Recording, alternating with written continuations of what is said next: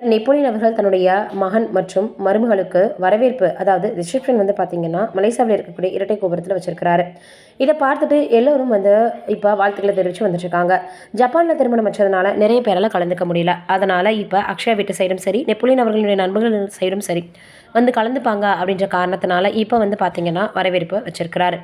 இந்த சூழ்நிலை இப்போ திடீர்னு என்ன ஆயிருக்கு அப்படின்னு வந்து பார்க்கும்பொழுது, அவங்களுடைய நண்பர் ஒருத்தர் இந்த வீடியோ வெளியிட்டிருக்காரு. இதை பார்த்துட்டு எல்லோரும் வாழ்த்துக்களை தெரிவிக்க ஆரம்பிச்சிட்டாங்க.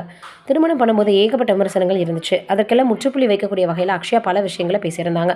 அதற்கப்புறம் யாருமே அதை பற்றி பேசவே இல்லை. அவங்கவுங்க வேலையை பார்க்க ஆரம்பிச்சிட்டாங்க.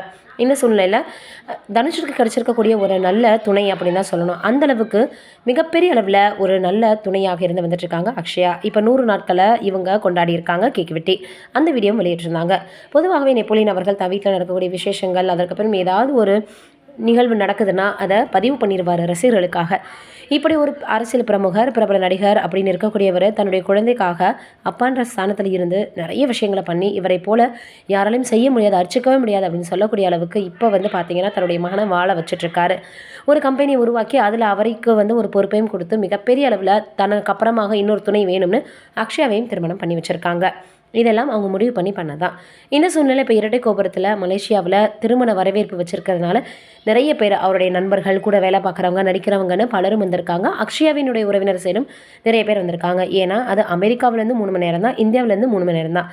அதன் காரணமாக இப்போ நிறைய பேர் வந்து அவங்கள வாழ்த்தியிருக்காங்களாம். இந்த விஷயம் இப்போ சமூக வலைதளங்களில் மிகப்பெரிய அளவில் வைரலாக பகிர்ந்துட்டுருக்கு.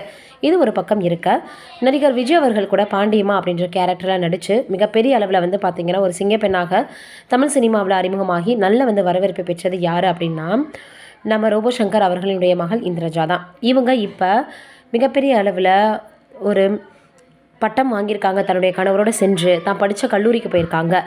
இவங்க கார்த்தி அப்படின்றவரை வந்து பார்த்திங்கன்னா திருமணம் பண்ணிக்கிட்டாங்க. அவர் ஒரு ட்ரஸ்ட்டும் வச்சு நடத்தி வந்துட்டுருக்காரு. இயக்குனரும் கூட. இது பல வகையில் வந்து பார்த்திங்கன்னா பல திறமைகளை வெளிக்காட்டி வந்துட்டுருப்பாங்க. அவங்களுடைய குடும்பத்தில் இருக்க எல்லாருமே அந்த மாதிரி தான். இந்த சூழ்நிலையில் சமீபத்தில் கூட அவங்களுக்கு ஒரு ஆண் குழந்தை பிறந்திருந்தது.